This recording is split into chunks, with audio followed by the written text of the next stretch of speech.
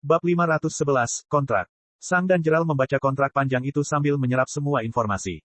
Ada banyak hal yang tertulis di kontrak, namun pikiran mereka cukup cepat untuk membaca semuanya dalam waktu yang relatif singkat. Kelima kerajaan tersebut dikenal sebagai Area 23, dan merupakan salah satu dari sekitar 100 area yang diciptakan untuk berbagai bidang penelitian. Semua 100 area ini milik Lightning Manor, dan kontrak tersebut juga memperkenalkan Lightning Manor. Lightning Manor memiliki sekitar 10% saham dunia. Ada 9 kekuatan lain yang masing-masing juga memiliki 10%, namun kontrak tidak menyebutkan nama mereka. Hanya dikatakan bahwa mereka ada. Kaisar Petir adalah pemimpin Lightning Manor, dan dia adalah salah satu dari 10 kaisar penyihir di dunia.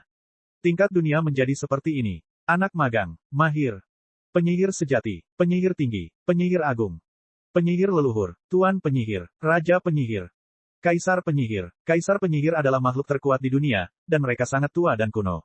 Kontrak tersebut menyampaikan semua itu agar orang yang menandatangani kontrak mengetahui betapa kuatnya organisasi tempat mereka bekerja saat ini. Lightning Manor terdiri dari 1 kaisar penyihir, 8 raja penyihir, dan lebih dari 7.000 raja penyihir. Hanya 1 Mage Lord yang jauh lebih kuat daripada Zone Beast terkuat di Area 23, dan Lightning Manor memiliki lebih dari 7.000 di antaranya. Kontrak tersebut juga memperkenalkan 8 raja penyihir dengan gambar dan nama, dan Sang memperhatikan wajah yang familiar. Ratu Cahaya Bintang. Ketika Sang melihatnya, dia harus menarik napas dalam-dalam. Sang telah bertemu dengan keberadaan yang begitu legendaris. Ratu Cahaya Bintang mungkin termasuk dalam 100 manusia terkuat di dunia. Setelah memperkenalkan Lightning Manor, kontrak tersebut memperkenalkan lebih banyak area. 100 area dibagi menjadi 5 kelompok, dengan 20 orang di masing-masing kelompok. Area 1 hingga 20 bertanggung jawab untuk menguji mantra, kerajinan, dan teknik baru. Ketika Lightning Manor menciptakan sesuatu yang baru dan ingin mengujinya, mereka akan memperkenalkan teknik yang relevan ke dalam salah satu area. Teknik ini akan dengan cepat menyebar ke seluruh area, dan Lightning Manor akan melihat bagaimana teknik ini akan bekerja ketika diberikan kepada banyak orang. Orang-orang yang lebih kuat di area ini sering kali tersingkir. Penyihir sejati dan yang lebih kuat akan dikirim ke dunia luar, meninggalkan area yang dipenuhi magang dan ahli. Dengan demikian, pengetahuan para pendahulu telah hilang, membuat orang-orang yang tersisa lebih mungkin untuk mencoba teknik baru tersebut. Area 21 hingga 40 adalah eksperimen terisolasi. Lightning Manor membuatnya hampir mustahil untuk melakukan kontak dengan dunia luar dan membiarkan segala sesuatunya berkembang dengan sendirinya. Tujuannya adalah untuk melihat jalur dan teknik seperti apa yang akan diciptakan dalam ruang hampa tersebut. Jalur penyihir pada dasarnya telah disempurnakan, dan ini adalah hal yang baik dan buruk. Itu bagus karena jalur penyihir sangat solid, dengan arah yang jelas dari awal hingga akhir. Hal buruknya adalah kurangnya inovasi. Jalur penyihir bekerja dengan sangat baik, tapi bukan berarti tidak ada cara yang lebih baik. Jalur atau teknik menarik apapun yang dibuat di area ini akan dikirim ke Lightning Manor untuk dievaluasi, dan jika terbukti dapat digunakan, Lightning Manor akan menjualnya ke publik. Tentu saja, seringkali, teknik ini disempurnakan lebih lanjut oleh beberapa raja penyihir yang berdedikasi untuk meningkatkan teknik ini. Area 41 hingga 60 didedikasikan untuk penelitian alam. Bioma, materi, jenis mana, dan binatang yang berbeda akan menghasilkan terciptanya kekayaan alam yang berbeda. Lightning Manor memadukan dan mencocokkan semua jenis binatang, bioma, jenis mana, dan sebagainya, dan melihat jenis harta karun alam apa yang akan muncul seiring berjalannya waktu. Area ini tidak memiliki manusia kecuali karyawan Lightning Manor. Area 61 hingga 80 adalah area perekrutan. Lightning Manor memberikan teknik luar biasa kepada semua orang yang tinggal di area ini, tetapi membiarkan orang-orang di area tersebut berkembang secara mandiri.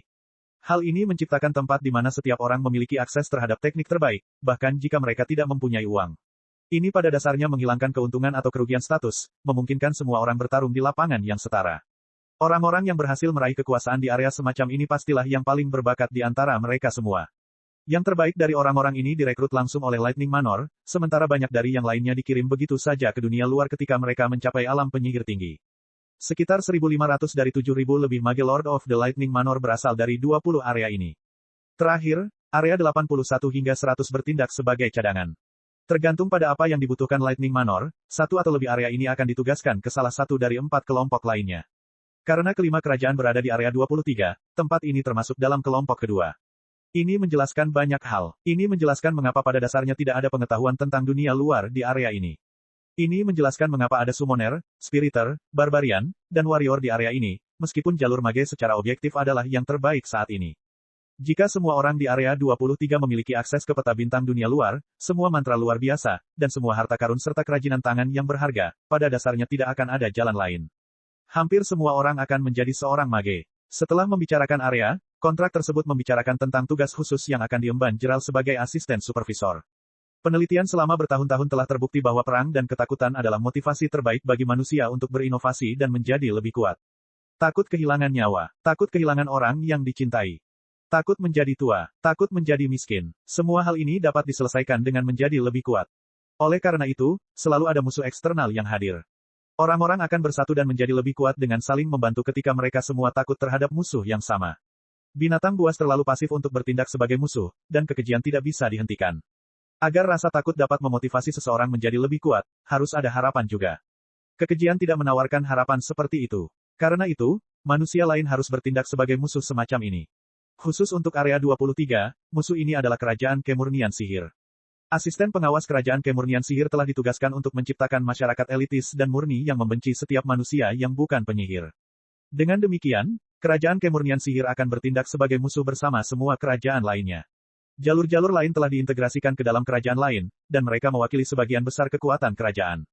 Kerajaan Kemurnian Sihir menganggap bentuk simbiosis seperti itu sebagai sesuatu yang sesat terhadap jalur penyihir dan tidak hanya akan membunuh semua orang dari jalur lain tetapi juga para penyihir yang bersimpati. Tentu saja, sebagai antagonis pada umumnya, Kerajaan Kemurnian Sihir juga membutuhkan kekuatan untuk melawan semua kerajaan lainnya, itulah sebabnya Kerajaan Kemurnian Sihir menerima beberapa teknik dan mantra dari dunia luar. Sebagai seorang karyawan, tugas Jeral adalah meningkatkan kekuatan wilayah yang ditugaskan padanya dan membuatnya berperang dengan Kerajaan Kemurnian Sihir. Asisten supervisor tidak diperbolehkan mempublikasikan pengetahuan apapun tentang dunia luar atau memperkenalkan teknik dan mantra tanpa izin. Jika asisten pengawas berhasil menaklukkan ibu kota Kerajaan Kemurnian Sihir tanpa melawan diri sendiri atau berbuat curang, asisten pengawas akan mendapatkan bonus. Jika modal asisten supervisor ditaklukkan, mereka akan dilepaskan dengan hanya mendapatkan 50% dari penghasilan mereka selama karir mereka. Singkatnya, tugas Jeral adalah meningkatkan kekuatan kerajaan Sky Thunder dan menaklukkan Kerajaan Kemurnian Sihir. Tentu saja, kontrak Sang berbeda. Sebagai nilai plus, ia hanya bertanggung jawab membantu asisten supervisor melakukan tugasnya dengan tetap berada dalam batasan serupa. Namun jika dibandingkan dengan asisten supervisor, si plus 1 diizinkan untuk bergabung dalam pertarungan selama mereka bukan seorang penyihir mulia akhir atau yang lebih kuat. Kontrak tersebut secara khusus menyebutkan bahwa pembatasan ini didasarkan pada realem seseorang, bukan kekuatan pertempuran seseorang. Durasi minimum untuk pekerjaan ini adalah 50 tahun, namun dapat diperluas untuk mendapatkan manfaat tambahan. Kemudian, kontrak tersebut berbicara tentang pembayaran, dan Sang harus mengangkat alisnya dengan skeptis. Bayaran, diperbolehkan menjarah wilayah tersebut tanpa membahayakan pembangunan jangka panjang. Bab 512, Pekerjaan Baru. Sang dan Jeral harus mengangkat alis saat mendengar pembayaran itu. Bayarannya agak aneh, kata Jeral. Gajinya setimpal, Agon angkat bicara dari samping supervisor. Di dunia luar, semua sumber daya di alam keempat dijarah oleh penyihir agung, dan semua sumber daya di alam kelima dijarah oleh penyihir leluhur. Sumber daya ini sangat berharga dan penyihir yang lebih kuat menjualnya kepada penyihir yang sebenarnya butuh mereka. Ingatlah bahwa ada Ark Beast dan Ancestral Beast di tempat ini, dan kehadiran mereka menciptakan sumber daya yang kuat dan berguna. Saya telah menjarah begitu banyak tumbuhan dan biji yang hanya tumbuh di hadapan Zone Beast, bahwa pada dasarnya saya telah mengembangkan konsep saya, jelas Agon. Ark Beast, Sang bertanya. Agon mengangguk. Di dunia luar, binatang buas diberi nama berdasarkan alam penyihir yang dimulai dari alam ketiga. Binatang sejati, binatang tinggi, binatang agung, dan sebagainya. Sang mengangguk. Masuk akal. Jeral menggaruk dagunya saat dia melihat kontraknya. Bahkan lebih baik lagi, Agon menambahkan sambil menyeringai, tidak masalah seberapa banyak kamu bekerja. Yang penting adalah seberapa bagus hasil yang kamu peroleh. Di samping, Relon hanya mendengus. Dia telah melihat bagaimana Agon pada dasarnya menggadaikan seluruh tugasnya kepada Dewan sambil dibayar karena tidak melakukan apapun. Dia bukan penggemar terbesarnya. Apakah aku diizinkan mencapai alam penyihir agung selama aku bekerja? Jeral bertanya. Tidak, jawab Relon. Jika kamu mencapai alam penyihir agung, kamu akan dipecat. Jeral mengerutkan alisnya. Kalau begitu, saya akan memilih untuk dikontrak selama 100 tahun, kata Jeral. Pilihan cerdas, kata Agon sambil menyeringai. Jika asisten supervisor berhasil menjalankan tugasnya selama 50 tahun, mereka diperbolehkan pergi dengan segala harta benda dan keuntungannya. Namun, jika asisten supervisor berhasil memenuhi tugasnya selama 100 tahun, mereka juga berhak berpartisipasi dalam ujian masuk Lightning Manor untuk Archmage berbakat. Peluang ini sangat berharga. Lagi pula, jika seseorang berhasil bergabung dengan Lightning Manor, jalan mereka menuju kekuasaan pada dasarnya akan bebas dari hambatan. Tentu saja, melewati ujian masuk sangatlah sulit. Persyaratan paling mendasar adalah telah mencapai alam penyihir tinggi dengan 2 konsep yang sudah dipahami dan telah mencapai alam penyihir dengan 2 konsep tingkat 2 yang sudah dipahami. Itu hanyalah persyaratan paling mendasar. Saat ini, Jeral hanya mengetahui 1 konsep tingkat 2, yaitu konsep gerimis musim panas. Jeral yakin dia bisa memahami konsep murni angin tingkat 2, yaitu Breeze, dalam 2 dekade berikutnya. Tapi dia juga berencana untuk memahami yang ketiga selama dia bekerja di sini. Setelah itu, dia akan mengikuti ujian masuk Lightning Manor. Apakah mungkin untuk mengubah rencana bagaimana Area 23 dijalankan? Gerald bertanya. Akulah yang memutuskan segalanya, kata Relon. Jika Anda punya saran yang bagus, saya punya kekuatan untuk menerapkannya. Gerald mengangguk. Itu terdengar baik. Kemudian, Gerald menandatangani kontrak dan memandang Sang. Bagaimana denganmu? Sang menandatangani kontrak tanpa ragu-ragu. Kedengarannya bagus, katanya. Sebagai nilai tambah, Sang sayangnya tidak mendapatkan hadiah tambahan apapun yang akan didapat Gerald, tetapi dia masih bebas menjarah tanah tersebut. Bukankah ini benar-benar apa yang Tuhan perintahkan untuk dilakukan? Tuhan telah mengatakan bahwa ketika seseorang berada di antara yang terkuat di suatu wilayah, yang terbaik adalah menjarah segala sesuatu yang berharga dan meninggalkannya. Selain itu, pekerjaan Sang sangat mudah untuk diselesaikan. Sang tahu bahwa Gerald akan memerintah seluruh kerajaan dan mengatur segalanya secara pribadi. Dia tidak seperti Agon yang hanya menonton saat kerajaannya dijalankan oleh orang lain. Sang hanya perlu membantu di garis depan beberapa kali, dan ketika dia tidak berada di garis depan, dia dapat melakukan apapun yang dia inginkan. Dengan hilangnya Dewan, Sang akhirnya bisa pergi kemanapun dia mau di kerajaan Sky Thunder. Dia bisa melawan semua binatang yang berbeda. Dia bisa mencari bijinya sendiri. Dia bisa melatih apapun yang dia inginkan. Dan jika dia perlu berlatih melawan seorang penyihir, dia cukup menyerang kerajaan kemurnian sihir. Ini adalah surga bagi Sang. Dia bebas untuk sepenuhnya fokus pada dirinya sendiri hampir tanpa batasan. Dia sekarang memiliki pelatihan gratis selama 100 tahun di depannya, tetapi setelah itu, dia harus memasuki dunia luar. Relon mengumpulkan kedua kontrak tersebut, membuat salinannya masing-masing, memberikan salinannya kepada Sang dan Gerald, dan mengantongi aslinya. Selamat datang di timku, Gerald, Sang, sapa Relon sambil tersenyum sopan. Mari kita doakan abad yang baik. Terima kasih, Relon, ucap Gerald dengan senyum sopannya sendiri. Mereka hanya berbicara sebentar, tapi Relon sudah jauh lebih bahagia bersama Gerald dibandingkan dengan Agon. Jika kamu butuh sesuatu, tanyakan saja padaku. Aku juga bisa membantumu dengan pertanyaan mengenai pemahaman konsep, tapi tolong minimalkan pertanyaan seperti itu. Aku juga harus bekerja, kata Relon. Terima kasih. Aku akan melakukannya, jawab Gerald. Sekarang, karena kamu sudah menandatangani kontrak, saatnya memberikan perlengkapan dasarmu, kata Relon. Mata Sang dan Gerald bersinar. Mereka telah membaca hal itu di kontrak, dan mereka sangat menantikannya. Dua buku muncul di tangan Relon, dan melayang ke arah Gerald dan Sang. Gerald dan Sang memandang mereka dengan mata menyala-nyala. Ini adalah peta bintang untuk menjadi penyihir agung dan penyihir leluhur. Mereka hanya memiliki akses ke peta bintang untuk menjadi penyihir tertinggi. Tentu saja, peta bintang ini dilarang untuk diberikan kepada publik. Mereka tidak yakin betapa mahalnya peta bintang ini di dunia luar, tapi mereka mengira harganya akan mahal. Bagaimanapun juga, peta bintang ini sangat berharga bagi penyihir agung dan penyihir agung. Sayangnya, tidak ada peta bintang untuk para pejuang, tapi itu tidak berarti peta bintang untuk penyihir tidak berguna bagi Sang. Sang tidak yakin bagaimana melanjutkannya mulai sekarang, dan peta bintang para penyihir mungkin memberinya beberapa ide. Setelah menyerahkan dua peta bintang, Relon memanggil kristal komunikasi dan memberikannya kepada Gerald. Kristal komunikasi ini dapat menghubungi asisten supervisor dan supervisor lainnya, namun hanya Gerald yang diperbolehkan menggunakannya. Aneh rasanya memikirkan fakta bahwa Agon mungkin mengobrol santai dengan Raja Kemurnian Sihir saat kerajaan mereka sedang berperang. Terakhir, Relon mengeluarkan dua buku lagi. Ini adalah panduan untuk semua jenis biji, tumbuhan, binatang buas, dan harta karun secara umum. Ini akan memudahkan mereka memanfaatkan semua hal di kerajaan mereka. Sepertinya Lightning Manor ingin mereka memanen seluruh lahan. Dan seharusnya begitu, kata Relon. Agon, tolong tunjukkan pada mereka portal menuju tempat pertemuan nanti. Mereka akan membutuhkannya dalam 3 bulan. Tentu, kata Agon dengan rasa bosan. Relon hanya mendengus mendengar jawaban Agon yang bosan. Lalu, dia mengangguk pada Gerald dan Sang. Panggil saja aku jika kamu butuh sesuatu. Baiklah, terima kasih, kata Gerald. Kemudian, Relon berubah menjadi sambaran petir dan melesat ke kejauhan. Gerald dan Sang sekarang resmi bekerja di Lightning Manor. Bab 513, Perayaan. Relon pergi, meninggalkan Agon, Gerald, dan Sang sendirian. Kalau begitu, kata Agon, Anda memenangkan perang saudara hari ini, dan menurut saya inilah saatnya bagi Anda dan pasukan Anda untuk berkontribusi dalam pertahanan kerajaan Sky Thunder. Gerald dan Sang mengangguk. Mereka tahu bahwa mereka sekarang harus bertahan melawan kerajaan kemurnian sihir dengan kerajaan Sky Thunder yang sangat lemah. Hampir semua penyihir tingkat akhir dan puncak telah mati, dan kerajaan bahkan telah kehilangan hampir 30 penyihir tingkat menengah, yang mewakili 60% dari penyihir tingkat menengah yang mereka miliki sebelum perang. Kerajaan Sky Thunder mungkin telah kehilangan lebih dari 50% seluruh kekuatannya dalam perang ini, sehingga sangat sulit untuk bertahan melawan kerajaan kemurnian sihir. Apa cara terbaik untuk melakukan itu? Sang bertanya. Agon hanya mendengus. Itu bukan masalahku. Kalianlah yang membuat kerajaan Sky Thunder terlibat dalam kekacauan ini, dan tugas kalian adalah mengeluarkannya. Sayangnya, Agon benar. Berapa lama sampai sidmu berakhir? Gerald bertanya. Seharusnya 4 bulan, jawab Agon.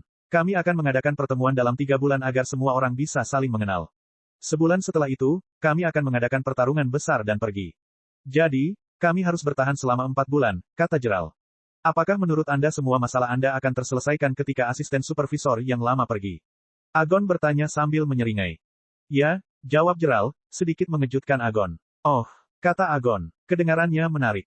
Bagaimanapun, Agon melanjutkan, untuk hari ini, Anda telah memenangkan perang saudara, dan rakyat Anda mungkin ingin berpesta pada hari itu. Saya pikir ini saat yang tepat untuk meresmikannya. Kemudian, Agon berjalan menuju kelompok Gerald sementara Sang dan Gerald mengikutinya. Ketika mereka tiba, orang-orang Gerald menghela nafas lega. Gerald dan Sang masih hidup. Mereka takut Raja Sky Thunder akan membunuh mereka berdua. Semuanya, Agon berbicara dengan keras ketika semua orang mendengarkan, kalian telah melakukan pertempuran besar hari ini, dan semua prajurit tidak lagi ditindas oleh Dewan. Kalian semua telah mencapai kebebasan dan status yang kalian inginkan. Para prajurit menjadi bersemangat ketika mendengar itu. Mendengar hal seperti ini keluar dari mulut Raja Sky Thunder membuat segalanya menjadi lebih nyata. Ayo kita semua kembali ke istanaku. Kalian semua bisa merayakan hari ini di sana, Agon mengumumkan. Para prajurit dan penyihir hampir tidak dapat mempercayainya. Mereka diizinkan merayakannya di dalam kastil Raja Sky Thunder. Hanya sedikit orang di kerajaan yang diizinkan pergi ke sana, dan sekarang, mereka bisa merayakannya di tempat paling suci di kerajaan Sky Thunder. Ayo pergi, kata Agon sebelum dia mulai berjalan ke arah utara dengan santai. Kalian semua pantas mendapatkannya, kata Gerald sambil tersenyum hangat. Saya beruntung memiliki orang-orang yang kuat, setia, dan mampu membantu saya. Orang-orang bersorak, dan semua orang mengikuti Raja Sky Thunder menuju istananya.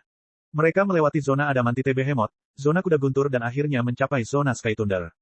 Ketika para prajurit melihat kerangka raksasa yang merupakan kastil Raja Sky Thunder, mereka merasa rendah hati. Mereka bisa merasakan bahwa kerangka ini berasal dari binatang yang sangat kuat. Ketika Sang melihat kerangka itu lagi, dia teringat pertama kali dia melihatnya. Saat itu, aku tidak yakin siapa yang membunuh Zone Beast di bawah Storm Eagle Zone.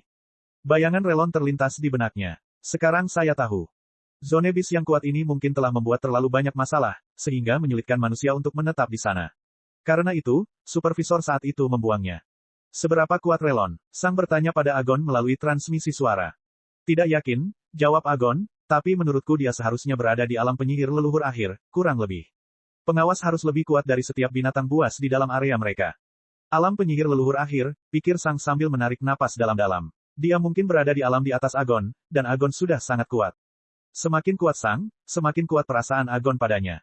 Sepertinya kekuatan Agon tidak ada habisnya. Dan kamu, Sang bertanya. Agon tertawa kecil. Kamu cukup berani menanyakan pertanyaan seperti itu kepadaku. Maksudku, jawab Sang, kita sekarang menggunakan nama depan, dan kamu bilang kamu sudah muak dengan semua omong kosong ini. Agon mendengus. Kau benar, kurasa kebiasaan lama sulit dihilangkan. Aku berada di alam penyihir akhir. Meskipun Sang mengharapkan hal seperti itu, dia tetap terkejut. Level sebenarnya dari semua raja adalah misteri bagi semua orang. Kebanyakan orang percaya bahwa para raja berada di alam penyihir awal atau awal. Namun, Agon berada di alam penyihir akhir. Tidak heran dia merasa begitu kuat terhadap Sang. Bagaimana dengan yang lainnya? Sang bertanya. Mereka semua lebih lemah dariku, jawab Agon sambil menyeringai. Orang tua di kerajaan kemurnian sihir berada di alam penyihir pertengahan, tapi aku mengetahui 2 konsep tingkat 3 sementara dia hanya mengetahui 1. Sekarang, ini sangat mengejutkan Sang. Konsep tingkat 3 diperlukan untuk mencapai alam penyihir leluhur, namun keduanya sudah mengetahui konsep ini meski belum menjadi penyihir agung puncak. Terlebih lagi, Agon mengetahui 2 hal. Kemudian, Sang menyadari kenapa bisa seperti itu. Bayar, para raja dapat memanen sumber daya dari Arc Beast dan Ancestral Beast tanpa persaingan apapun dari penyihir lain. Mereka pada dasarnya tenggelam dalam sumber daya yang mereka perlukan untuk maju. Mereka berdua berhenti berbicara setelah itu, dan semua orang berjalan menuju kastil besar di tengah zona Sky Thunder. Semua prajurit dan penyihir merasa heran saat mereka memasuki kastil raksasa itu. Namun, ketika mereka melihat ruang singgasana yang mirip gua, mereka menjadi sedikit terkejut. Ruang tahta tidak tampak seperti yang mereka harapkan. Agon perlahan naik ke singgasananya dan duduk. Sesaat kemudian, Archduke, Miriam, juga muncul di dalam ruang tahta sambil tersenyum. Para prajurit dan penyihir sedikit khawatir dengan kehadiran Miriam. Lagi pula, mereka tidak tahu apakah dia terlibat dalam penindasan para prajurit atau tidak. Kamu tidak perlu khawatir, kata Gerald kepada orang-orangnya. Archduke tetap netral seperti Raja Sky Thunder. Para prajurit dan penyihir menjadi tenang, dan suasana hati yang baik kembali. Apakah kamu membawa barangnya, Miriam? Agon bertanya. Senyum Miriam melebar, bersinar. Kemudian, berbagai macam makanan dan minuman mahal muncul di aula. Jelas sekali, tidak ada orang yang perlu makan, tapi terkadang makan tetap menyenangkan. Beberapa gelas anggur terbang ke arah para penyihir sementara beberapa gelas madu terbang ke arah para prajurit. Agon sendiri mengambil segelas mit. Kemudian, dia mengangkat gelasnya, dan semua orang mengikuti. Menuju masa depan yang cerah dan kolaborasi yang sejahtera antara para pejuang dan penyihir. Teriak Agon.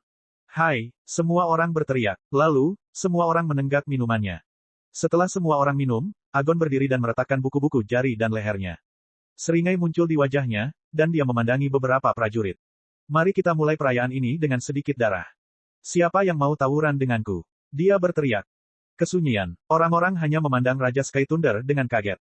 Hampir tak seorang pun dari orang-orang yang hadir pernah melihatnya sebelumnya, dan mereka terkejut dengan tingkah lakunya. Miriam hanya tersenyum tak berdaya. Bab 514, Harga Revolusi. Setelah beberapa detik yang canggung, Mervyn melangkah maju sambil tersenyum dan mengangkat tinjunya. Agon dan Mervyn bertarung beberapa saat, namun Agon kalah karena pengalaman Mervyn, padahal Agon memiliki tubuh yang lebih kuat. Ketika semua orang melihat wajah Agon yang berlumuran darah namun menyeringai, suasana berubah. Siapa yang berikutnya? Agon berteriak pada semua orang. Setelah itu, pesta benar-benar berjalan. Semakin banyak prajurit yang maju untuk berkelahi dengan Agon. Agon memenangkan beberapa pertarungan, namun ia juga kalah dalam beberapa pertarungan. Seiring berjalannya waktu, orang-orang bahkan mulai bertaruh dan mengomentari pertarungan tersebut sambil tertawa terbahak-bahak. Alih-alih perayaan resmi, semuanya berubah menjadi pesta tawuran yang merosot seperti di bar biasa. Dan para pejuang menyukainya. Ketika Agon melihat para prajurit berdebat satu sama lain tentang siapa yang harus melawan Raja Sky Thunder selanjutnya, dia hanya bisa tersenyum. Dia lebih menyukai lingkungan yang santai dan kasar ini daripada lingkungan yang tegang ketika hanya ada penyihir. Sang hanya menyaksikan semuanya dari pinggir lapangan. Atau, itulah rencana awalnya. Alih-alih meninggalkan Sang sendirian, para prajurit dan penyihir malah bergabung dengannya dan mengajaknya terlibat dalam beberapa percakapan. Gerald menghabiskan sebagian besar waktunya berbicara dengan Miriam, Sylvia, dan semua orang. Dia bukan orang yang suka tawuran. Semua orang berpesta sepanjang siang dan malam, dan ketika hari berikutnya tiba, suasana di sekitar Agon berubah. Saya tahu Anda semua ingin melanjutkannya, dan saya juga ingin melakukannya, tapi kita punya kerajaan yang harus dikalahkan, katanya. Suasana di kastil segera berubah menjadi serius. Meskipun perang saudara dimenangkan, semua orang masih tahu bahwa sebenarnya sedang terjadi perang. Kerajaan kemurnian sihir akan segera menyerang lagi. Setelah berpesta semalaman, kini tiba waktunya untuk urusan resmi. Dengan ini saya umumkan bahwa Duke Warwine sekarang akan mengambil alih jabatan penasihat. Wewenangnya akan setara dengan Archduke, Agon mengumumkan. Gerald melangkah maju dan membungkuk pada Raja Sky Thunder. Ini adalah pernyataan resmi, dan Gerald harus bertindak. Count Sword sekarang akan mengambil alih jabatan Duke Sword, Agon mengumumkan setelah itu. Sang juga membungkuk. Sebagai perintah pertamamu, penasihat angin puyuh, aku ingin kamu berurusan dengan kerajaan kemurnian sihir, kata Agon. Baiklah, Rajaku, jawab Gerald. Setelah itu, Gerald mulai memberikan perintah yang berbeda-beda, namun alih-alih hanya memberikannya, dia juga menjelaskan mengapa dia memberikannya dan apa alasannya. Dia juga mengatakan kepada mereka bahwa dia mempunyai rencana untuk masa depan tetapi memerlukan beberapa bulan persiapan hingga rencana itu berhasil. Setiap orang hanya perlu mempertahankan garis depan selama beberapa bulan. Setelah itu, segalanya akan menjadi lebih mudah. Gerald juga mengatakan kepada mereka bahwa dia akan membantu di garis depan. Biasanya, Gerald dilarang ikut campur dalam perang karena posisi barunya sebagai asisten pengawas, tetapi pekerjaannya baru akan benar-benar dimulai ketika asisten pengawas yang lama pergi. Artinya, selama 4 bulan ke depan, Gerald sendiri masih bisa terlibat dalam perang. Setelah menangani urusan garis depan, Gerald memberi perintah tentang pembersihan kerajaan Sky Thunder. Seluruh kerajaan Sky Thunder sekarang menjadi miliknya, dan sudah waktunya untuk membersihkan kerajaan Sky Thunder dari penyihir sejati yang telah menindas para pejuang di masa lalu. Semua Inkuisitor Gerald sekarang harus bekerja lembur untuk membaca pikiran semua penyihir sejati di kerajaan, yang mana itu akan memakan waktu lama. Selain itu, masih ada sekitar 100 penyihir tinggi yang tersisa, yang semuanya ditempatkan di garis depan. Namun atas jasa mereka dalam mempertahankan kerajaan Sky Thunder, Gerald memutuskan untuk memaafkan tindakan mereka. Orang-orang yang saat ini ditempatkan di garis depan kebanyakan adalah orang-orang yang pada dasarnya selalu ditempatkan di sana. Mereka adalah pembela kerajaan Sky Thunder yang paling gigih, dan mereka telah melindungi kerajaan Sky Thunder selama beberapa dekade. Orang-orang seperti ini jarang terlibat dalam politik internal. Seluruh tugas mereka adalah mempertahankan kerajaan Sky Thunder, dan mereka tidak pilih-pilih dalam hal siapa yang membantu mereka dalam memenuhi tugas mereka. Mereka tidak peduli jika garis depan mereka diisi oleh prajurit atau penyihir. Selama orang-orang ini kuat, para penyihir tinggi ini akan senang. Pada hari ini, semua orang pindah. Dalam perjalanan mereka ke garis depan, para prajurit dan penyihir tinggi juga memberitahu semua kota yang mereka lewati tentang kemenangan Gerald atas Dewan. Pengumuman yang lebih resmi akan tiba pada hari ini. Kerajaan Sky Thunder sedang gempar. Revolusi melawan Dewan sebenarnya sukses. Dewan tidak ada lagi. Sang juga dikirim ke garis depan. Sayangnya, Gerald tidak punya waktu untuk membuat satu set baju besi lagi untuknya, yang berarti dia tidak sekuat di perang saudara, tapi dia masih sangat kuat. Sang tahu bahwa dia perlu menstabilkan garis depan selama beberapa bulan ke depan. Gerald sudah memberitahunya tentang rencananya, dan jika berhasil, Sang akan bisa bersantai hampir sepanjang waktu. Masih ada sedikit pekerjaan yang harus dilakukan sebelum Sang dapat kembali meningkatkan kekuatannya. Ketika para pejuang tiba di garis depan, masyarakat menjadi khawatir. Fakta bahwa para prajurit sekarang berada di garis depan lagi berarti Gerald menang, tapi itu juga berarti sebagian besar penyihir tinggi telah terbunuh. Namun, di sisi lain, hal ini juga berarti kerajaan akan lebih stabil secara internal. Mereka sekarang bisa memfokuskan seluruh kekuatan mereka untuk bertahan melawan kerajaan kemurnian sihir. Beberapa jam kemudian, pengumuman resmi tersebut dicetak dan didistribusikan ke seluruh kerajaan, dan ada satu bagian dari pengumuman tersebut yang membuat masyarakat kerajaan Sky Thunder gempar. Semua warga diperintahkan mundur dari kerajaan Sky Thunder bagian barat. Kerajaan Sky Thunder bagian barat akan ditinggalkan. 50% kerajaan Sky Thunder akan ditinggalkan. Alasannya sederhana. Kerajaan Sky Thunder tidak memiliki kekuatan untuk mempertahankan wilayah seluas itu. Mereka harus mengkonsolidasikan kekuatan mereka sehingga mereka dapat mempertahankan kerajaan Sky Thunder yang asli. Penduduk mempunyai waktu 7 hari untuk mengungsi, dan Gerald secara pribadi akan mempertahankan sebagian besar perbatasan barat untuk jangka waktu ini. Pada saat yang sama, semua inkuisitor melakukan perjalanan melintasi daratan, mengumpulkan semua penyihir sejati dan membaca pikiran mereka. Segera setelah Gerald menguasai kerajaan Sky Thunder, kehidupan warganya berubah drastis. Penyihir sejati dalam jumlah besar terbunuh. 50% penduduk kehilangan rumah. Beberapa hari pertama setelah Gerald mengambil alih kerajaan adalah hari-hari paling mengerikan bagi warga. Sayangnya, ini adalah satu-satunya cara untuk melindungi kerajaan Sky Thunder. Mereka harus menyingkirkan para penyihir yang percaya pada filosofi dewan, dan mereka harus meninggalkan kerajaan Sky Thunder bagian barat untuk memastikan kelangsungan hidupnya. Itu mengerikan bagi setiap warga negara, tapi semua ini diperlukan untuk melestarikan kerajaan Sky Thunder. Pada hari pertama, Gerald menjadi lebih dibenci daripada dewan sebelumnya. Sayangnya, itulah harga yang harus dibayar Gerald untuk revolusinya. Bab 515, Penyerangan. Sementara beberapa hari berikutnya dipenuhi dengan kepanikan, kemarahan, dan penyiksaan bagi warga biasa, garis depan mengalami momen damai yang jarang terjadi. Kerajaan kemurnian sihir masih berusaha pulih dari serangan mendadak yang dilancarkan kerajaan Sky Thunder 2 hari lalu. Tapi semua orang tahu bahwa kerajaan kemurnian sihir akan segera menyerang dengan sekuat tenaga. Gerald telah pergi ke kerajaan Sky Thunder bagian barat dan mempersiapkan diri untuk mempertahankan perbatasan dari serangan apapun. Sylvia dan Sang bersiaga di tengah perbatasan utara. Dan kemudian, semua orang menunggu. 2 hari berlalu. Serang zona ular Starkwight. Sang melihat kristal komunikasinya setelah dia menerima pesan itu. Dia menyingkirkan kristal komunikasi dan meledakkannya ke langit dengan pedangnya. Sang memutuskan bahwa dia harus bertindak sesuai dengan kemanusiaan mulai sekarang dan hanya menggunakan pedang besar dan negara pedangnya. Kemanusiaan memberi kesan kepada orang lain bahwa dia memiliki afinitas suhu, yang terbuat dari afinitas api dan es. Penyerangan terjadi di 2 zona, dan Sang membutuhkan waktu hampir 2 menit untuk sampai ke sana. Sedihnya, semua orang tahu betapa cepatnya pertempuran ini terjadi di alam keempat. Pertarungan sudah berakhir sebelum Sang tiba di sana. Namun, pasukan pertahanan kerajaan Sky Thunder telah mendapatkan instruksi eksplisit tentang cara berperang dalam beberapa bulan ke depan. Karena kelemahan kerajaan Sky Thunder saat ini, perang harus dilakukan secara berbeda. Para penyihir tinggi seharusnya memasuki duel 1 lawan 1 dengan penyihir tinggi musuh sambil mundur dari garis depan. Pertarungan antar prajurit akan berakhir dengan sangat cepat, tapi jika 2 penyihir dengan kekuatan yang sama berduel satu sama lain, pertarungan itu akan berlangsung selamanya.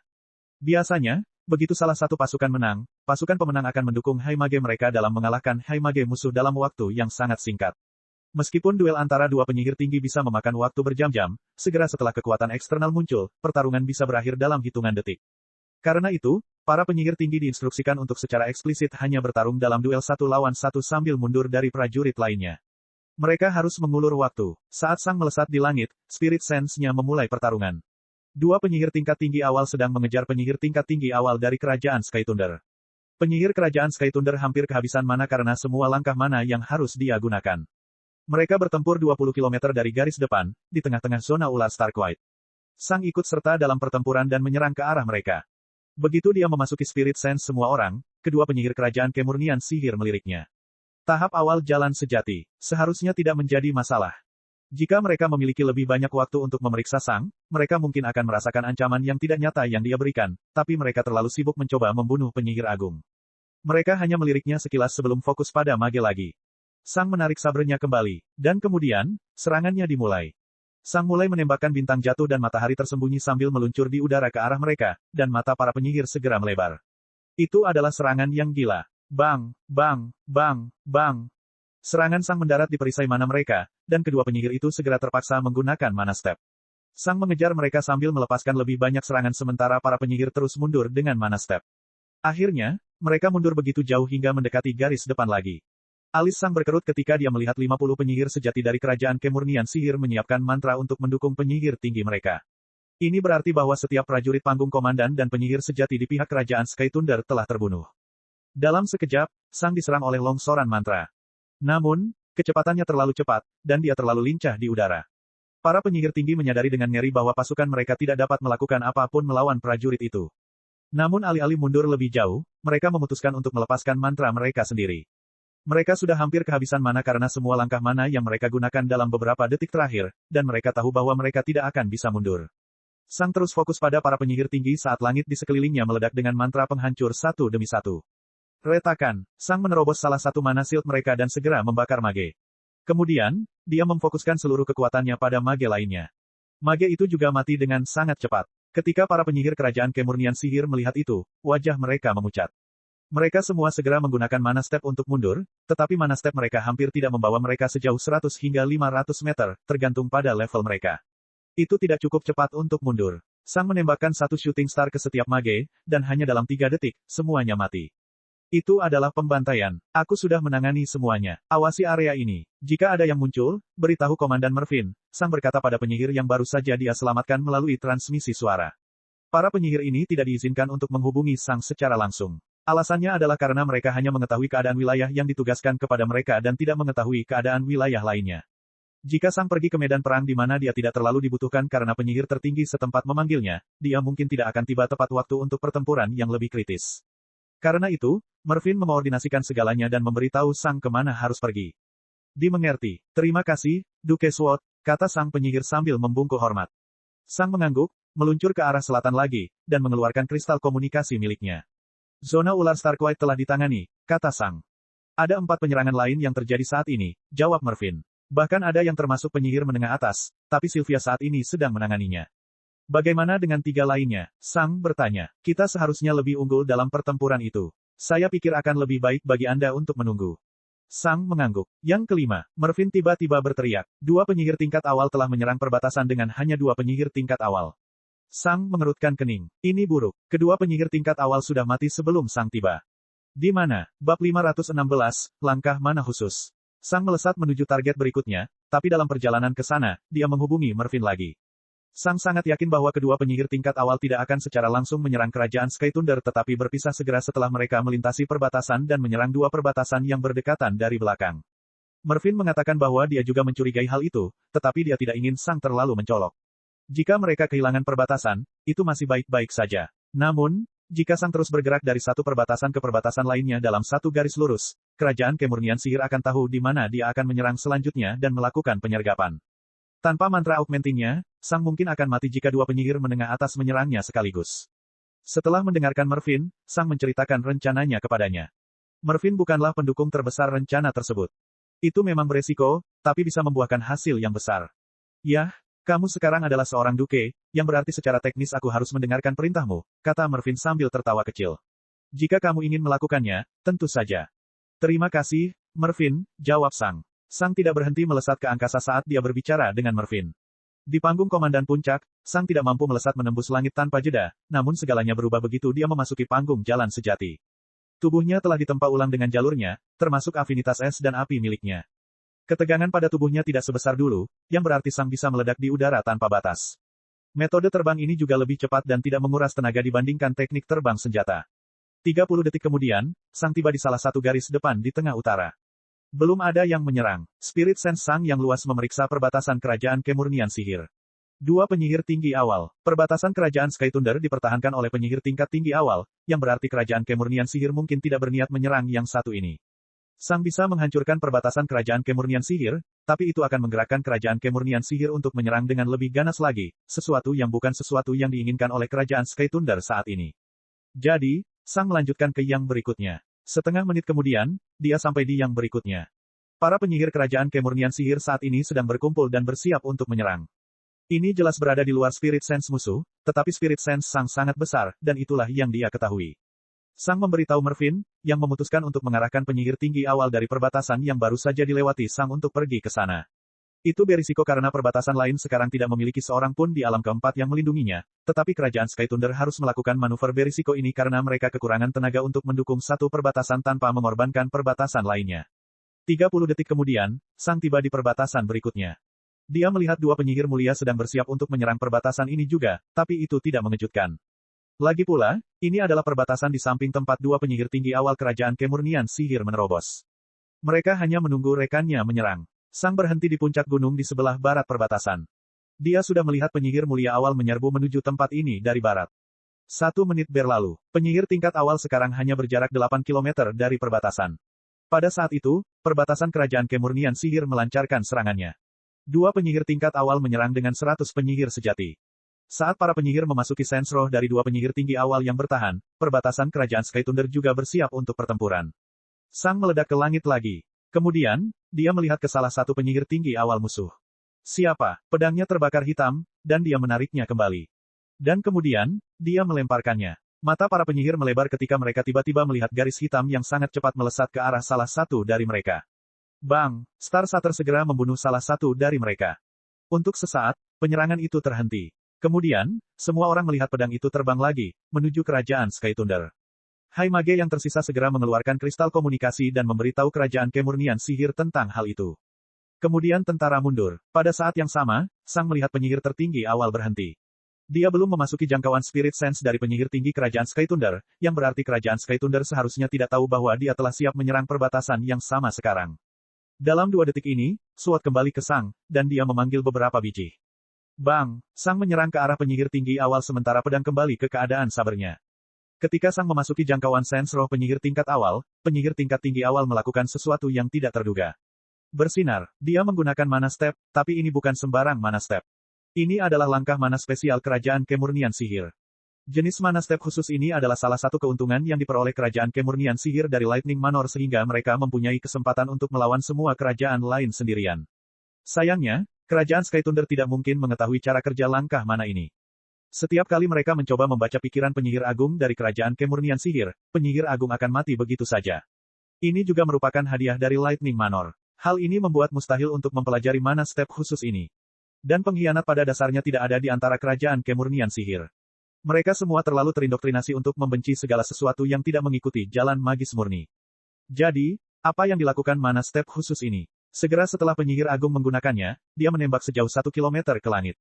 Ya, mana step khusus ini dapat digunakan untuk bergerak secara vertikal.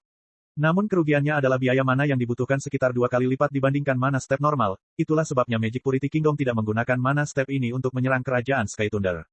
Garis depan sebagian besar terletak di antara gunung-gunung raksasa, sehingga sangat sulit untuk didaki tanpa diketahui. Para penyihir tinggi dari kerajaan Kemurnian sihir secara teoritis bisa menggunakan 2 langkah mana untuk mendapatkan ketinggian yang cukup untuk melewati pegunungan dan kemudian menggunakan 5 langkah lainnya untuk memasuki kerajaan Sky Thunder, tapi itu akan menghabiskan hampir 80% mana mereka.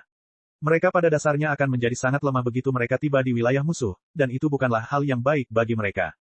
Bersinar, Mage menggunakan mana step lain untuk menambah ketinggian. Tetapi itu cukup berguna untuk mundur, pikir Sang.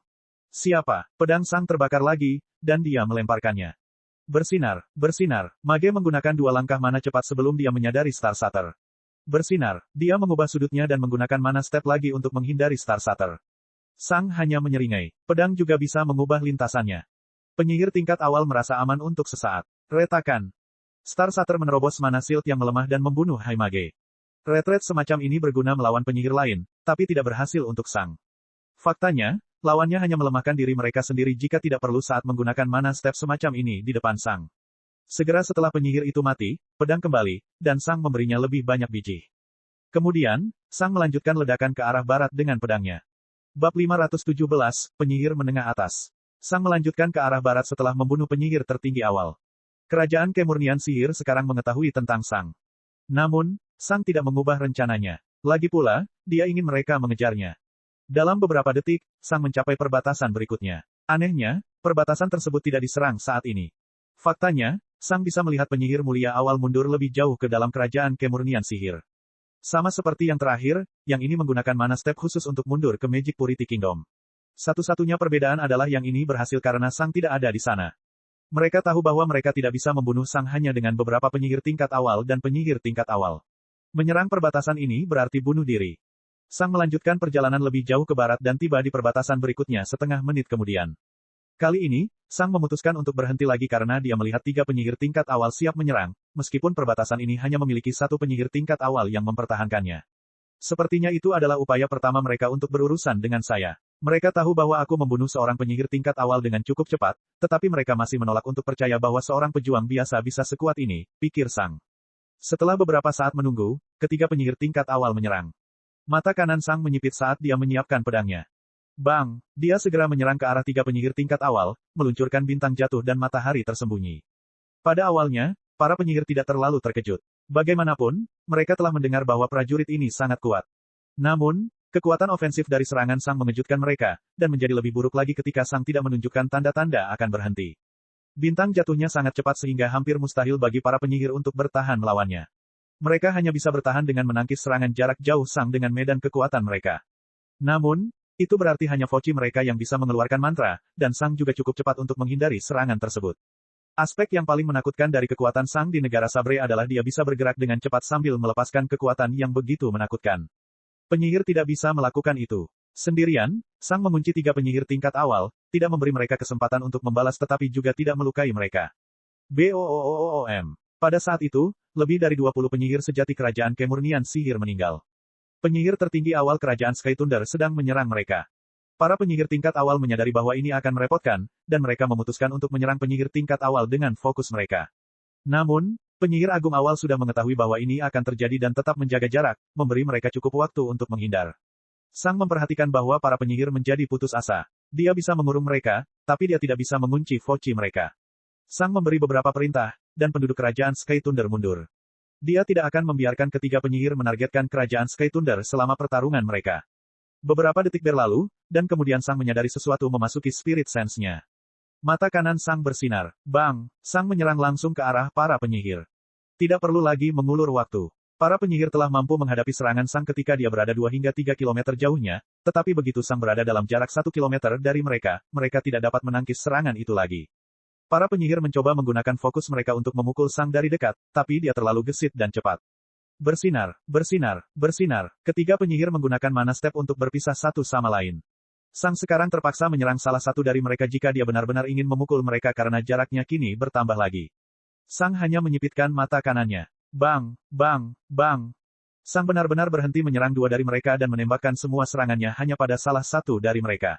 Wajah Sang penyihir memucat, dan mereka menggunakan mana step untuk mundur, tapi Sang hanya mengikuti mereka. 2 penyihir lainnya sekarang dapat menggunakan mantra lagi, yang meningkatkan kecepatan serangan mereka hampir 3 kali lipat dari sebelumnya. Namun, Sang masih terus menghindari sebagian besar mantra, dan mantra yang tidak dia hindari, dia atasi dengan melemparkan bintang jatuh ke arah mantra tersebut. Para penyihir menjadi semakin panik, dan sedetik kemudian. Retakan, mage Sang fokus pada kematian. Bang! Sang segera menyerang 2 penyihir lainnya. Para penyihir menggunakan beberapa langkah mana, tapi itu hanya akan memberi mereka lebih banyak waktu. Dan itulah yang mereka inginkan. Tiba-tiba, alis Sang berkerut, dan dia melesat menjauh dari salah satu penyihir. BOOOOM. Sebuah ledakan mengerikan muncul di tempat dia baru saja berada, tetapi Sang belum aman, dan dia meledak lagi. BOOOOM. Badai es meletus di tempat Sang baru saja mundur. Kedua penyihir tingkat tinggi awal dari kerajaan kemurnian sihir menghela nafas lega saat mereka melihat para pendatang baru. 2 penyihir menengah atas dari kerajaan kemurnian sihir telah muncul. Mereka berniat membunuh Sang hari ini. Sang memandang kedua penyihir menengah atas dengan mata kanan menyipit. Jika dia memiliki armornya, dia mungkin bisa menang, tapi tanpa armornya, itu terlalu berisiko. Mantra mereka terlalu cepat untuk dihindari dari jarak dekat, dan Sang tidak akan bisa melukai mereka dari jarak jauh dalam keadaan sabre miliknya. Kedua penyihir itu terus melepaskan lebih banyak mantra, dan Sang terus mundur di udara. Bersinar, bersinar, mereka menutup jarak ke Sang dengan menggunakan 2 mana step. Dari jarak ini, akan sulit bagi Sang untuk menghindari mantra mereka. Hati-hati, salah satu penyihir menengah atas membuka matanya lebar-lebar saat dia mendengar salah satu penyihir menengah atas berteriak padanya. Sesaat kemudian, dia melihat mengapa penyihir tingkat awal memperingatkannya. Tapi itu sudah terlambat. Retakan, bang, retakan. 2 lubang terbuka di mana sil penyihir menengah atas, dan kepalanya berubah menjadi kabut sedingin es dan berdarah. Bersinar, bersinar. Dalam sekejap, Orang baru muncul hanya 500 meter dari penyihir menengah atas lainnya setelah menggunakan 2 langkah mana berturut-turut. Jarum es yang sangat kuat melayang di atas orang baru itu, dan itu menunjuk tepat ke penyihir menengah atas. Sylvia hanya menyeringai. Retakan, bang, retakan. Eternal Frost membunuh penyihir menengah atas kedua. Kekuatan mantra ini terlalu besar untuk dilawan oleh penyihir menengah atas. Bang, bang, bang. Sementara Sylvia membunuh penyihir menengah atas kedua, Sang fokus pada salah satu penyihir tinggi awal lagi, tidak memberi mereka kesempatan untuk mundur. Penyihir tingkat awal lainnya menjadi ketakutan dan menggunakan beberapa langkah mana untuk mundur. Pasti aku bisa memukulnya dari sini. Sylvia mengirimkan pesan ke Sang saat dia menyiapkan Eternal Frost lainnya. Bisakah? Dia cukup jauh, jawab Sang. Lihat saja, jawab Sylvia dengan senyum percaya diri. Bang, Eternal Frost melesat ke kejauhan. Penyihir tingkat awal menjadi ngeri ketika dia melihat mantra yang kuat mendekatinya. Dia menggunakan 1 langkah mana lagi. Tiba-tiba, sulur tanah keluar dari jarum es, mengarahkannya ke posisi baru penyihir. Mata sang penyihir melebar. Retakan, mana shield miliknya meledak. Namun, jarumnya meleset dan mengenai tanah tepat di belakangnya. Yah, kamu mendapatkan mana shield-nya, Sang mengirimkan ke Sylvia. Sylvia hanya mengulurkan tangan kanannya sambil menyeringai. Lalu, dia membentak. Bang, jarum es itu meledak menjadi badai es. Tanpa mana shield, penyihir tingkat awal pada dasarnya tidak memiliki pertahanan, dan dia mati. Pada saat yang sama, Sang membunuh penyihir tingkat awal lainnya. Lihat, aku mendapatkannya, Sylvia mengirimkan ke Sang. Kau masih merindukannya, jawab Sang. Dia mati karena mantraku. Bagaimana kamu bisa mengatakan bahwa aku merindukannya? Sylvia bertanya dengan kesal. Mungkin, jawab Sang. Lagi pula, kita tidak punya waktu untuk itu. Bang, kemudian, Sang meledak. Sylvia hanya mendengus. Pecundang yang menyedihkan. Bab 518, Batu Bara. Sang terus melakukan perjalanan ke barat, namun yang mengejutkan, 4 garis depan berikutnya tidak diserang. Sang bahkan melihat beberapa penyihir agung yang lebih kuat mundur. Sepertinya penyerangan hari itu telah berakhir, tapi kerajaan Sky Thunder masih kehilangan lebih dari 10 penyihir agung. Namun kerajaan kemurnian sihir kehilangan lebih banyak lagi. Dengan keterlibatan Sang dan Sylvia, lebih dari 30 penyihir tertinggi kerajaan kemurnian sihir tewas. Untungnya, kerajaan kemurnian sihir tidak mengambil tawanan dan membunuh semua orang dari kerajaan lain yang terlihat. Ini berarti mereka tidak tahu bahwa kerajaan Sky Thunder sedang sangat lemah saat ini. Mereka mungkin percaya bahwa Dewan sedang mempersiapkan diri untuk serangan balik yang menghancurkan, membuat kerajaan kemurnian sihir bersikap defensif. Sang, kristal komunikasi Gerald dinonaktifkan. Mervyn memberitahu Sang melalui communication crystal miliknya. Dinonaktifkan, Sang bertanya dengan alis berkerut. Dia tahu apa maksudnya. Jika Gerald mati, kristal komunikasi miliknya akan mengatakan bahwa penyihir miliknya tidak ada. Namun jika dinonaktifkan berarti Gerald menonaktifkannya secara manual. Itu hanya berarti satu hal. Gerald sedang melawan seseorang yang sangat kuat dan tidak bisa diganggu. Ini lebih dari mengejutkan karena Susan pun tidak cukup kuat untuk membuat Gerald menonaktifkan kristal komunikasi miliknya. Ini berarti Gerald sedang melawan seseorang yang sekuat dia.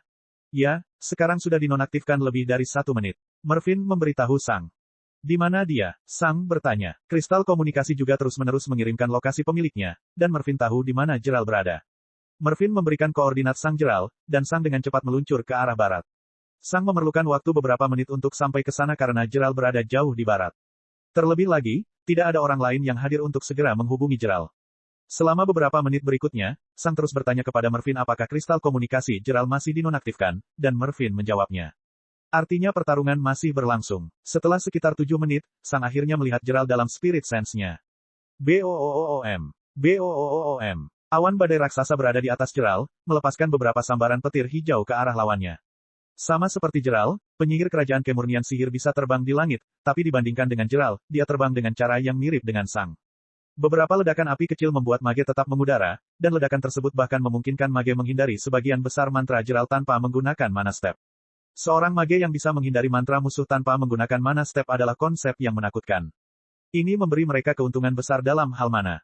Gerald tidak begitu gesit di udara. Dia bisa terbang dengan kecepatan tinggi, tapi akselerasi penerbangannya tidak cukup cepat untuk menghindari mantra penyihir tinggi puncak lainnya. Bang! Salah satu sambaran petir Gerald dihentikan oleh lava yang sangat besar. Saat Sang melihat tangan lahar itu, mata kanannya menyipit. Dia telah mempelajari peta bintang baru untuk penyihir tinggi dan penyihir agung, dan dia telah mempelajari semua konsep berbeda yang tersedia. Ini adalah konsep tingkat 2 kompleks yang terbuat dari afinitas api, tanah, dan air. Itu disebut konsep Cinder. Cinder pada dasarnya adalah versi yang lebih lemah dari konsep lava, yang hanya dapat diakses oleh penyihir agung yang kuat karena merupakan konsep tingkat 3 yang kompleks. Artinya lawan Gerald memiliki konsep yang setingkat dengan konsep gerimis musim panas Gerald. Lawan ini sangat kuat. Sang bahkan belum mampu menang melawan Susan dengan bantuan mantra pembesarnya, dan orang ini bahkan lebih kuat darinya. Ketika Sang melihat kekuatan mage ini, dia tahu bahwa dia tidak bisa terlibat dalam pertarungan. Bergabung dalam pertarungan mungkin akan membuat perhatian Gerald terganggu karena dia peduli pada Sang.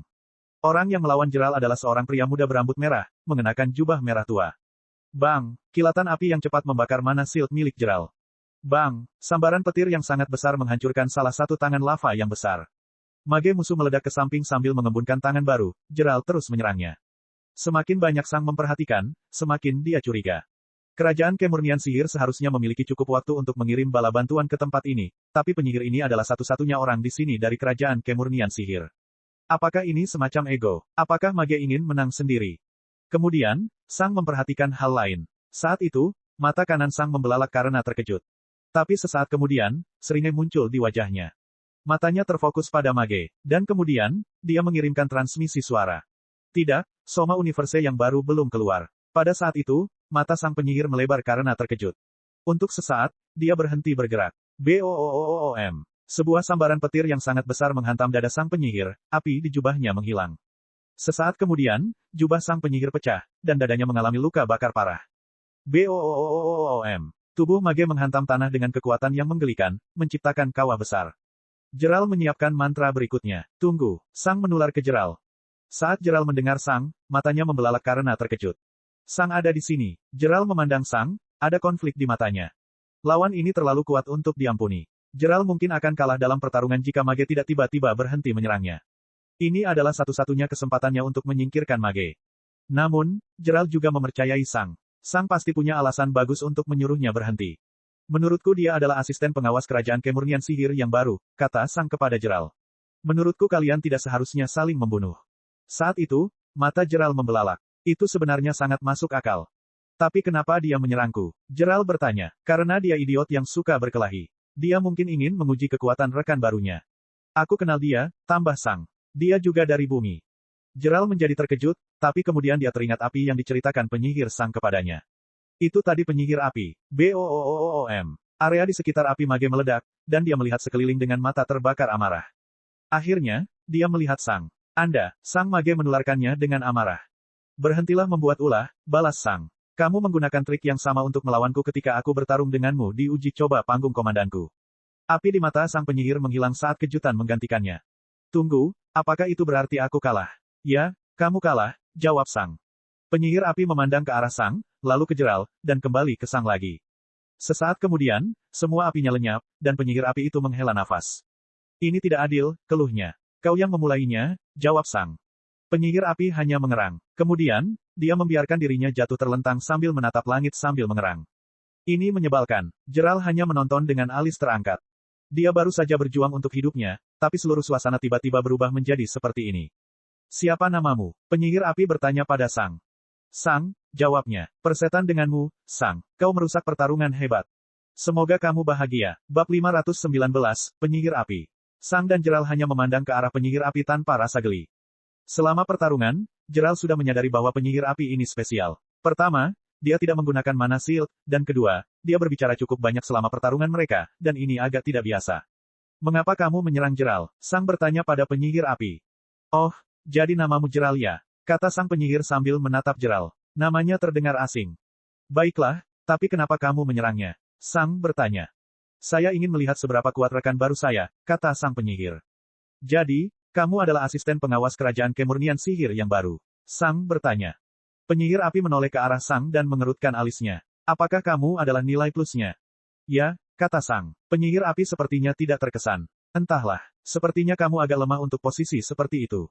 Aku masih menang melawanmu dalam persidanganku, kata Sang. Ya, kata si penyihir api sambil membuang muka dengan tidak tertarik. Kurasa kita tidak bisa menyimpan ingatan kita jika kita bertarung. Ngomong-ngomong, bukankah aku harus mati jika kalah? Sang mengerutkan alisnya. Musuh dalam persidangan bukanlah musuh yang sebenarnya. Apa kamu tidak tahu itu? Sang bertanya.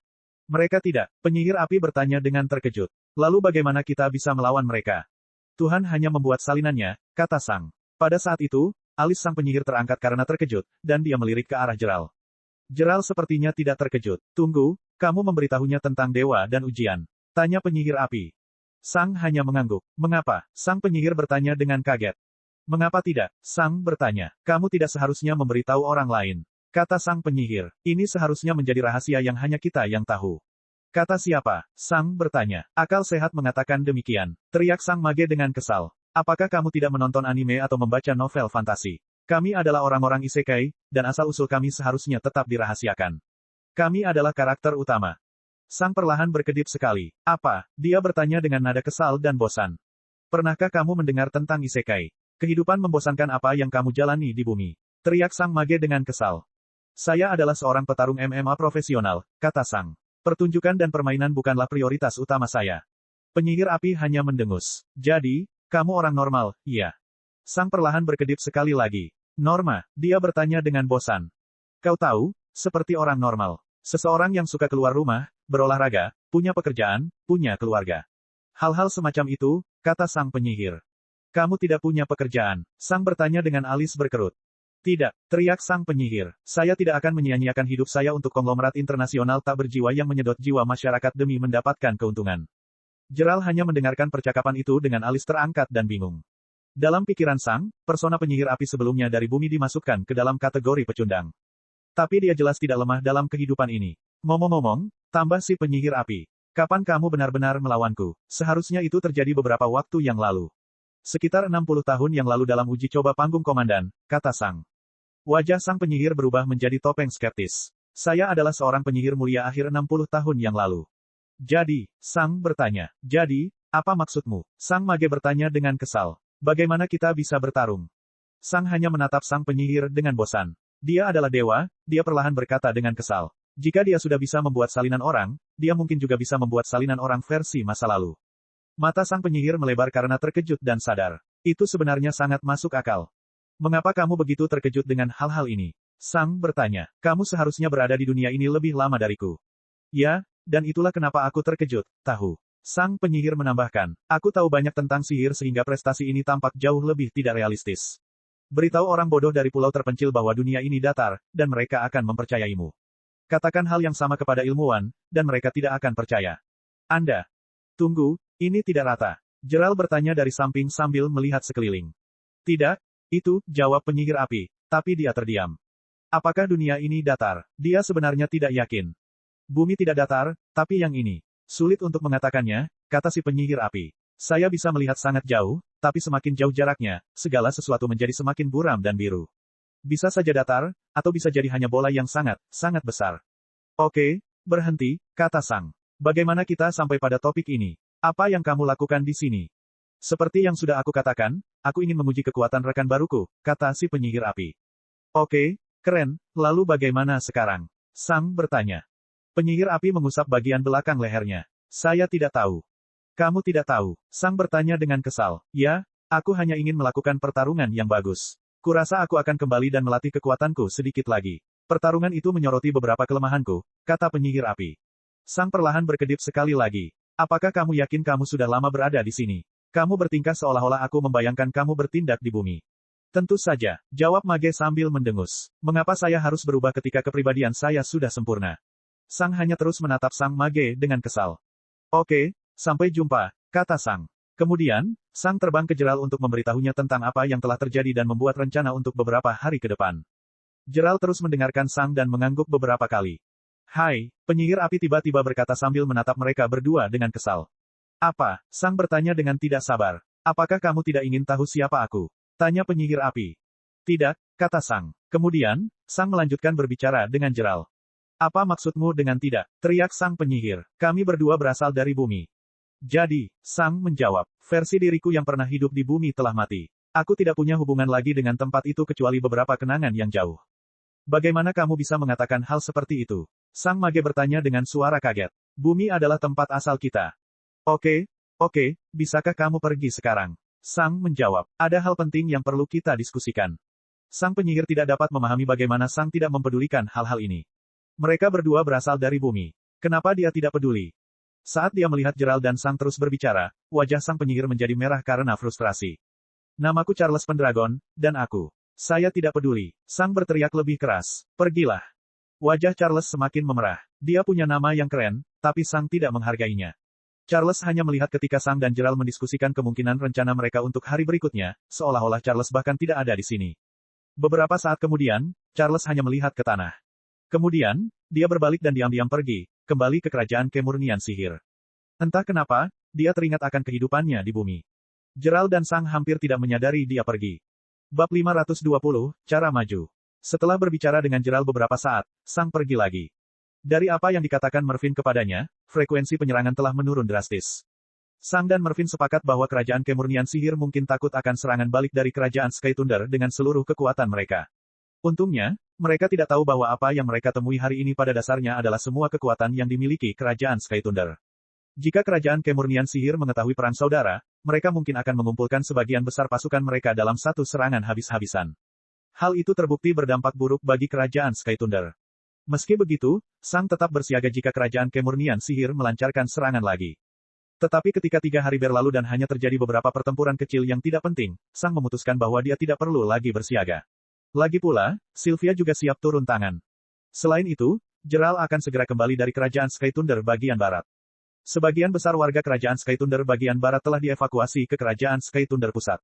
Mereka tidak melakukannya dengan sukarela, tetapi karena terpaksa.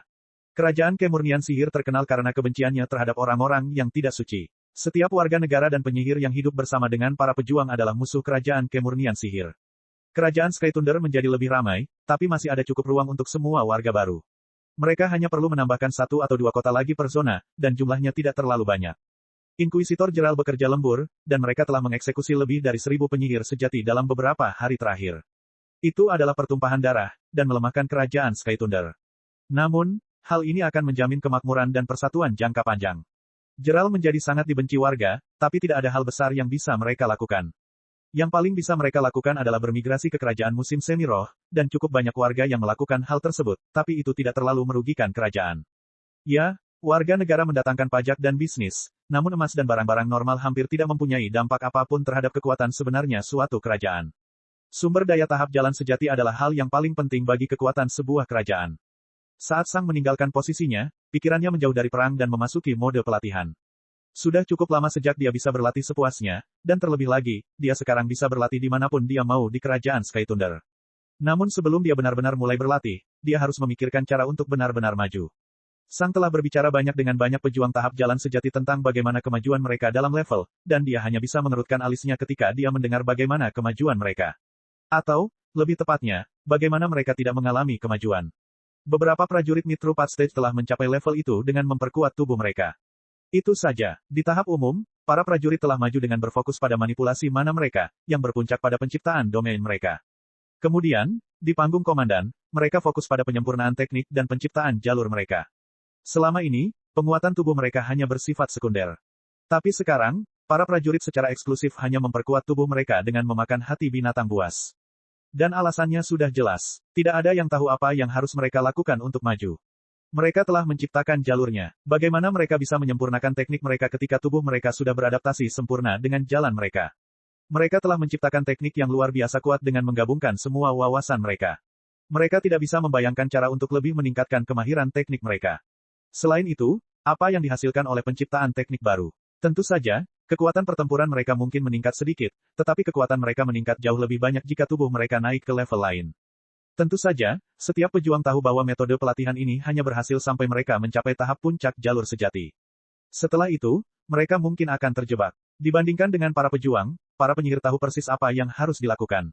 Mereka akan memahami lebih banyak konsep dan menggabungkannya menjadi konsep yang lebih kuat. Para prajurit sudah berpikir untuk melakukan hal itu juga, tapi bagaimana cara kerjanya? Mereka memiliki jalan yang menuju ke senjata pilihan mereka. Apakah mereka seharusnya mempelajari senjata lain dan menciptakan jalur lain? Lalu apa? Gabungkan jalannya. Bagaimana cara kerjanya? Selain itu, tubuh mereka bahkan tidak mengalami transformasi seperti yang mereka alami ketika mereka mencapai tahap jalan sejati untuk pertama kalinya. Terakhir, harus ada cara untuk mencapai alam berikutnya tanpa harus memahami banyak senjata. Sang berada dalam kesulitan yang sama. Dia tidak tahu bagaimana cara untuk maju, tapi dia juga tidak yakin apakah dia harus meningkatkan kekuatan tubuhnya. Meningkatkan kekuatan tubuh pastinya bukanlah hal yang buruk bagi prajurit normal. Bagaimanapun, terobosan kecil tidak sepenting terobosan besar antar alam. Seorang pejuang normal hanya bisa meningkatkan tubuhnya ke puncak dan kemudian fokus mencari jalan ke alam berikutnya. Namun, segalanya berbeda bagi Sang. Sang tahu bahwa dia harus menciptakan sesuatu yang mengubah keberadaannya dengan cara yang jauh lebih kuat daripada prajurit pada umumnya. Mungkin kunci dari transformasi ini adalah terobosan individu.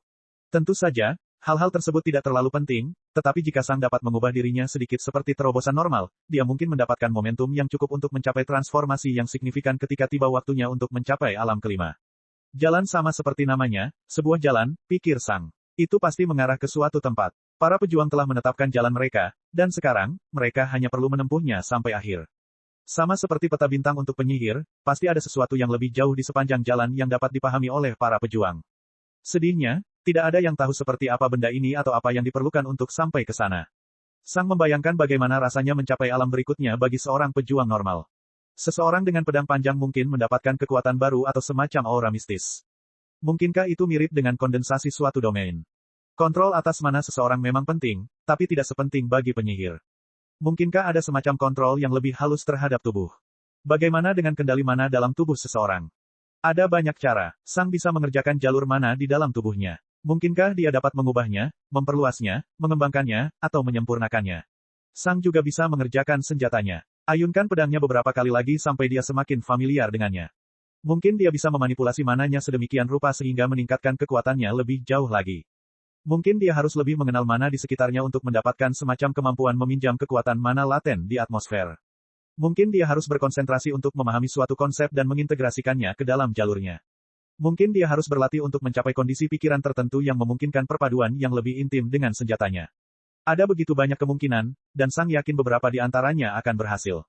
Lagi pula, Tuhan telah mengatakan bahwa ada banyak sekali jalan menuju kekuasaan, dan bergantung pada metode mana yang digunakan, seseorang akan menempuh jalan yang berbeda. Pejuang fisik sudah terpecah menjadi orang barbar dan pejuang. Bagaimana jika hal itu terus berlanjut? Seorang pejuang yang mengintegrasikan konsep penyihir mungkin menjadi prajurit sihir. Seorang prajurit yang fokus pada mana di sekitarnya mungkin menjadi semacam panglima perang domain. Seorang pejuang yang berfokus pada menciptakan lebih banyak jalur untuk mendapatkan lebih banyak senjata mungkin akan menjadi seperti master senjata.